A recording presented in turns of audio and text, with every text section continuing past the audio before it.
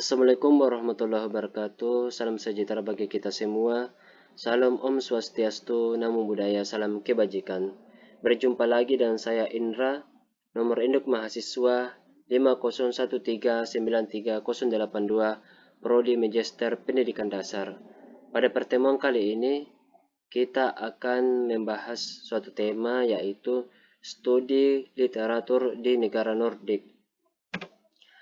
Dalam tema tersebut, kita akan membahas suatu jurnal yang berjudul A Scoping Review of Research on School-Based Outdoor Education in the Nordic Countries. Dalam hal ini, kita akan membahas tentang hal-hal penting yang ada dalam artikel tersebut.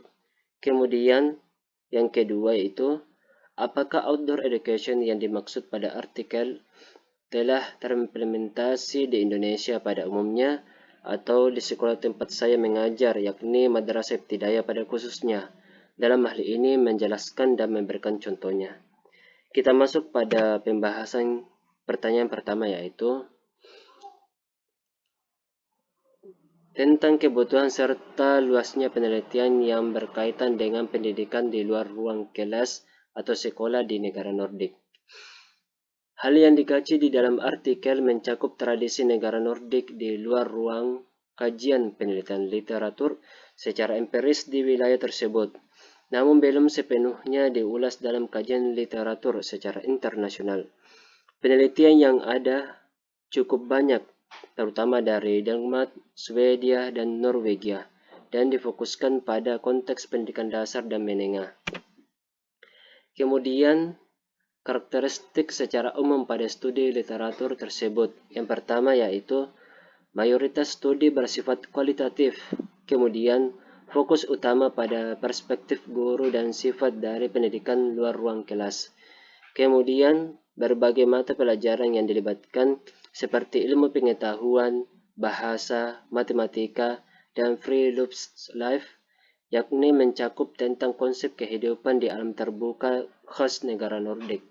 Kemudian yang terakhir, adapun data yang dikumpulkan pada umumnya berasal dari guru dan siswa.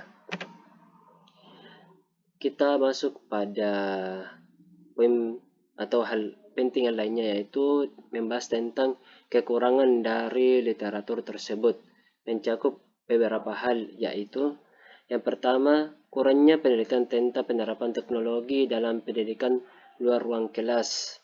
Kurangnya kajian mengenai pendidikan luar ruangan untuk keberlanjutan dan pendidikan di luar sekolah yang dipimpin oleh pihak selain guru sekolah, seperti tidak adanya pemandu alam atau ahli luar ruangan.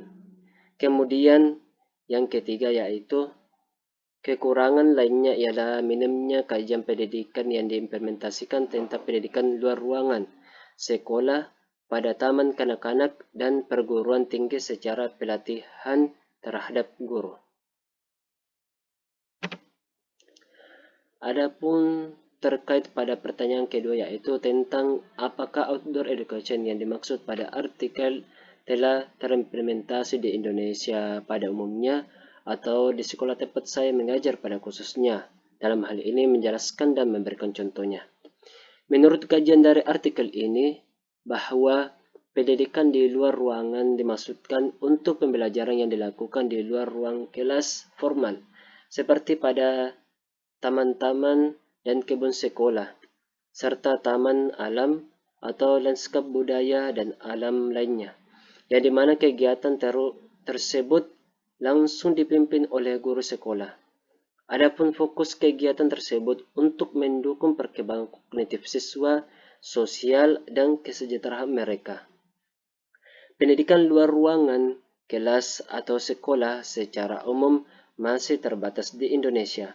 Namun, secara khususnya di sekolah tempat saya mengajar yakni MI Dede Itinambung Kabupaten Polewali Mandar sudah menerapkan hal-hal tersebut yang berkaitan dengan pendidikan luar ruangan, yakni dengan pendekatan secara holistik yang berbasis lingkungan. Adapun contoh dari kegiatan tersebut, di sekolah kami mengajari siswa bagaimana menanam tanaman dan merawat tanaman dengan benar sehingga nantinya dapat tumbuh dengan subur dan dipanen sesuai waktu panen yang telah ditentukan. Dari proses pembelajaran tersebut, kami kaitkan dengan berbagai unsur pengetahuan seperti agama, kesehatan, dan khususnya tentang pengetahuan alam.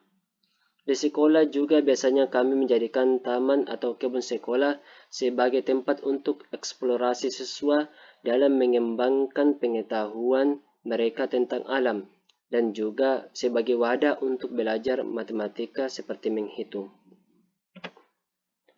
Adapun kesimpulan pada presentasi kali ini bahwa pembelajaran berbasis luar ruangan, kelas atau sekolah memberikan dampak yang lebih positif terhadap aspek kognitif siswa. Mereka akan lebih antusias jika pembelajaran yang diimplementasikan lebih bersentuhan dengan alam, sehingga akan menambah wawasan mereka untuk melakukan eksplorasi yang lebih luas pada aspek kognitif, afektif, dan psikomotorik siswa, khususnya pada jenjang pendidikan dasar maupun menengah. Sekian dan terima kasih. Cukup apa yang dapat saya sampaikan. Wassalamualaikum warahmatullahi wabarakatuh. Salam sejahtera bagi kita semua. Salam Om Swastiastu, Namo Buddhaya, salam kebajikan.